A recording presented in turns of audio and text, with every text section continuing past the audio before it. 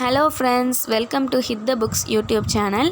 இன்றைக்கி நம்ம வீடியோவில் என்ன பார்க்க போகிறோம் அப்படின்னா, எல்லாருமே தம்ப்நெயிலில் பார்த்துருப்பீங்க, கல்பனா சாவ்லா உங்களை பற்றி தான் பார்க்க போகிறோம். ஏற்கனவே நம்ம போட்ட most popular woman in India அப்படிங்கிற வீடியோவிலே வந்துட்டு உங்களை பற்றி லைட்டாக சொல்லியிருப்பேன். பட் இந்த வீடியோவில் தான் உங்களை பற்றி ப்ரீஃபாக சொல்ல போகிறேன். ஸோ வீடியோவை ஸ்கிப் பண்ணாமல் ஃபுல்லாக பாருங்கள். வாங்க வீடியோக்குள்ளே போகலாம். ஸோ கல்பனா சாவ்லா இவங்க வந்து எங்கே பிறக்கிறாங்க, என்றைக்கு பிறக்கிறாங்கன்னு பார்த்தா 17th March 1962 கர்னல்ன்ற இடத்துல ஹரியானாவில் பிறக்கிறாங்க. ஸோ இவங்களுடைய அப்பா யாருன்னு பார்த்தா பனராசி லால் சாவ்லா, இவங்களுடைய அம்மா வந்து சஞ்சோதி சாவ்லா. இவங்க இந்த தம்பதிக்கு வந்துட்டு கடைசி பொண்ணாக பிறக்கிறவங்க தான் கல்பனா சாவ்லா. ஸோ இவங்களுக்கு முன்னாடியே இவங்களோட எல்டர் சிப்ளிங்ஸ்லாம் யார் யாருன்னா சுனிதா சாவ்லா, தீபா சாவ்லா, அப்புறமா சஞ்சய் சாவ்லா. ஸோ இவங்க மற்ற குழந்தைகளை தாண்டி இவங்களுடைய சிந்தனை திறனும் இவங்களோட ஆசைகள் கனவுகள்லாம் கொஞ்சம் டிஃபர் ஆகுது. சின்ன வயசில் நம்மலாம் வந்துட்டு பேப்பரில் போட் செஞ்சு விளையாடுவோம். பட் கல்பனா வந்துட்டு சின்ன வயசுலேயே வந்துட்டு பேப்பர்லேயே ஏரோப்ளேன் செய்வாங்களாம். அந்த அளவுக்கு இவங்க வந்துட்டு விண்வெளி மேலேயும் அந்த பறக்கணுங்கிற அந்த ஆசை மேலேயும் ரொம்ப பேஷனேட்டாக இருந்திருக்காங்க. ஸோ அதனால் சின்ன வயசில் இதை வந்து பெரிய அளவுக்கு அவங்க பேரண்ட்ஸும் கண்டுக்கலை, நார்மலான ஒரு இதுதான்ற மாதிரி விட்டுட்டாங்க. பட் ஆனால் அவங்களுக்கே தெரியல, ஏன்னா கல்பனா தான் வந்துட்டு ஃப்யூச்சர் டைமில் இந்தியாவுக்கே பெருமை சேர்க்க போகிறாங்க அப்படின்னு சொல்லிட்டு அப்போ அவங்களுக்கு தெரியல. ஃபஸ்ட்டு இவங்களோட ஏர்லி லைஃப் அண்ட் எஜுகேஷனை வந்து பார்த்துடலாம். ஸோ இவங்க வந்து நான் சொன்ன மாதிரி பஞ்சாபி ஹிந்து ஃபேமிலியில் கர்னல் ஹரியானாவில் பிறக்கிறாங்க. ஸோ இவங்களோட ஸ்கூலிங்கை வந்துட்டு டகோர் பால் நிகேட்டன் சீனியர் செகண்டரி ஸ்கூலில் வந்து முடிக்கிறாங்க. ஸோ இவங்க வளர்ந்துட்டுருக்கப்போவே வந்துட்டு இவங்களுக்கு தான் அந்த ஃப்ளைட் மேலேயும் அந்த பறக்கணுங்கிற ஆசையெல்லாம் இருந்துச்சு இல்லையா, அதனால் லோக்கல் ஃப்ளையிங் கிளப்ஸுக்கெல்லாம் போயிட்டு அங்கே போகிற ஏரோப்ளைன்ஸ் எல்லாம் பார்ப்பாங்களாம் அவங்க அப்பாவோட சேர்ந்து. அதுக்கடுத்து இவங்க வந்துட்டு படித்து முடித்ததுக்கப்புறமா பேச்சுலர் ஆஃப் என்ஜினியரிங் டிகிரியை வந்துட்டு பஞ்சாப் இன்ஜினியரிங் காலேஜ்லேருந்து வாங்குகிறாங்க. அதோடு அவங்க நிறுத்தலை, திரும்ப யூஎஸ் போகிறாங்க. யூஎஸ்க்கு வந்து 1982 போகிறாங்க.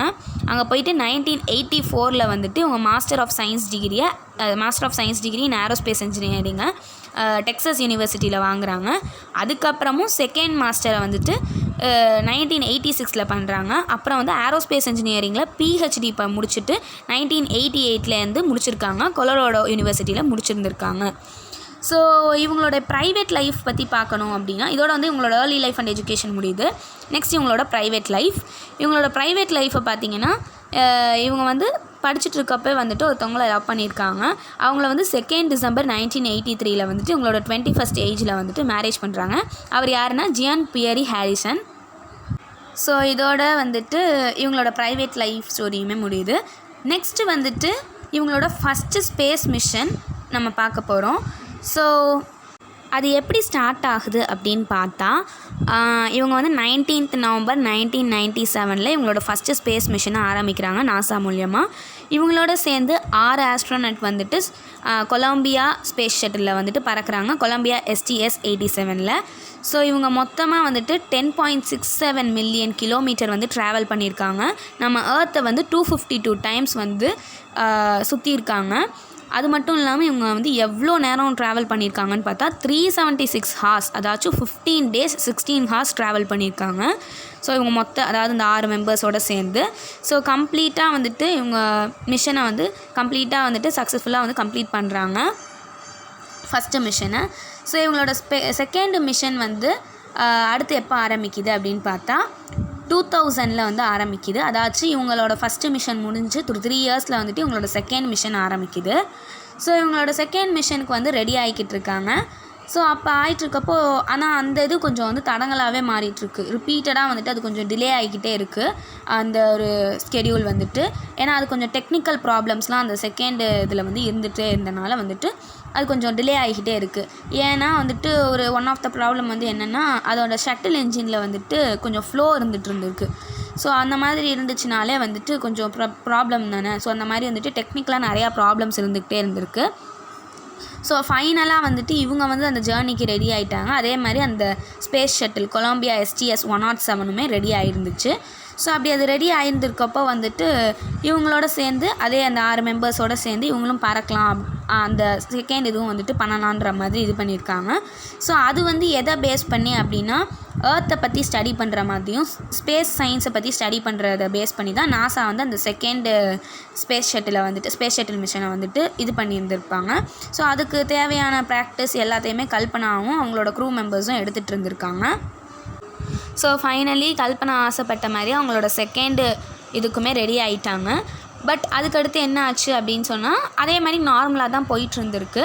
பட் ஆனால் அந்த ஒரு பிரச்சனை வர வரைக்கும் என்ன அப்படின்னா கொலம்பியா வந்து ரீஎன்டர் ஆகிட்டுருக்கு. எங்கே அப்படின்னா அட்மாஸ்பியருக்குள்ளே ரீஎன்டர் ஆகிட்டுருக்கு. அப்போ என்ன அப்படின்னு சொல்லிட்டு பார்த்தா அந்த ஸ்பேஸ் ஷட்டில் இருக்கு இல்லையா, அதில் வந்து ஒரு சின்ன டேமேஜ் இருந்துச்சு. அந்த சின்ன டேமேஜ் மூலயமா வந்துட்டு ஹாட் அட்மாஸ்பியரிக் கேஸஸ் தான் அதுக்குள்ளே போக ஆரம்பிச்சிருக்கு. அதனால அந்த இன்டர்னல் விங் ஸ்ட்ரக்சர் அந்த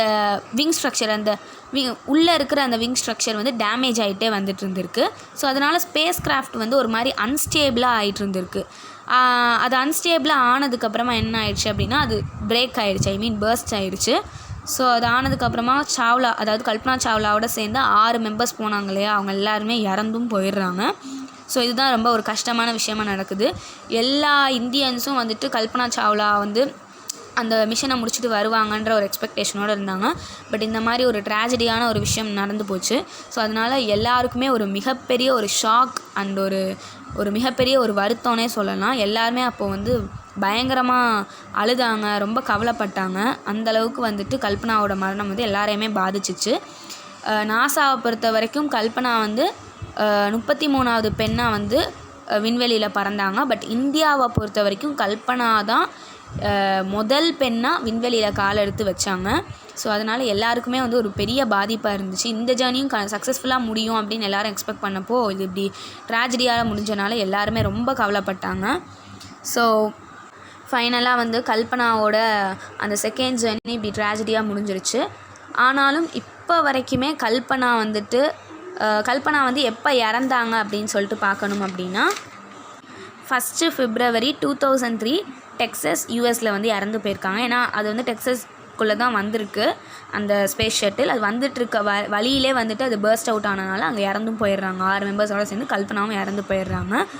ஸோ கல்பனா வந்துட்டு ஃபைனலாக அவங்க இறந்து போனதுக்கப்புறமா வந்துட்டு இப்போ வரைக்குமே கல்பனாவுடைய பேரில் நிறைய அவார்ட்ஸ் வந்து வழங்கப்பட்டுருக்கு. யாருக்குன்னா அந்தந்த ஃபீல்டில் வந்துட்டு சாதனை செஞ்சிட்ருக்க பெண்களுக்கு வந்துட்டு கல்பனாவோட பேரில் வந்து ஒரு மோட்டிவேஷனுக்காக அவார்டு வழங்கப்பட்டுருக்கு.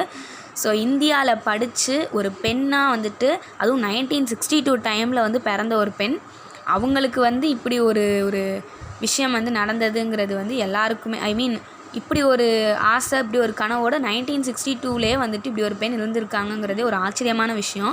பிகாஸ் அந்த டைம்லலாம் பாதி பெண்களை படிக்கவே விட மாட்டாங்க, கல்யாணம் பண்ணி வச்சுருவாங்க. பட் கல்பனாவுக்கு வந்து அந்த ஒரு கனவு, அந்த ஒரு ஆசை, அவங்களோட ஹார்ட் ஒர்க்னால அவங்க இந்தளவுக்கு வளர்ந்து வந்து இந்த மாதிரி சாதனையும் செஞ்சுருக்காங்க. இப்போ வரைக்குமே கல்பனான்ற பேர் வந்து எல்லாருக்குமே தெரிஞ்சிருக்கு. ஸோ எல்லாருக்குமே கல்பனா வந்து ஒரு இன்ஸ்பிரேஷன் தான். ஸோ கல்பனா இறந்ததுக்கப்புறமா அவங்க லைஃப்பை வச்சு நிறையா ஃபிலிம் மேக்கர்ஸ்லாம் வந்துட்டு அவங்களோட லைஃப்பை வச்சு ஒரு மூவி மேக் பண்ணலான்ற மாதிரி கேட்டிருக்காங்க. பட் அவங்க ஹஸ்பண்ட் வந்து அலோவ் பண்ணாத காரணத்தால் மூவி எதுவும் பண்ண முடியாமல் போயிடுச்சு. ஸோ இன்னொரு ஆச்சரியமான விஷயம் என்ன அப்படின்னா கல்பனான்ற பேருக்கே கனவுங்கிறது தான் பொருளாம். உண்மையிலே அவங்க கனவும் ரொம்ப பெருசானது, அதில் சாதனையும் செஞ்சுட்டு கடைசியில் அவங்க ஆசைப்பட்ட மாதிரியே வந்துட்டு விண்ணுக்கும் மண்ணுக்கும் நடுவில் இறந்தும் போயிடுறாங்க. So thank you so much. இவ்வளோ நேரம் நீங்கள் இந்த வீடியோவை பார்த்துட்டு இருந்தீங்க. ஸோ ரொம்ப சந்தோஷமாக இருக்குது. பட் கல்பனா எனக்குமே ஒரு இன்ஸ்பிரேஷன் தான். ஸோ யாருக்கெல்லாம் கல்பனா இன்ஸ்பிரேஷன் கீழே கமெண்ட் பண்ணுங்கள். Thank you so much for still listening and வாட்சிங் this video. Subscribe and like our channel.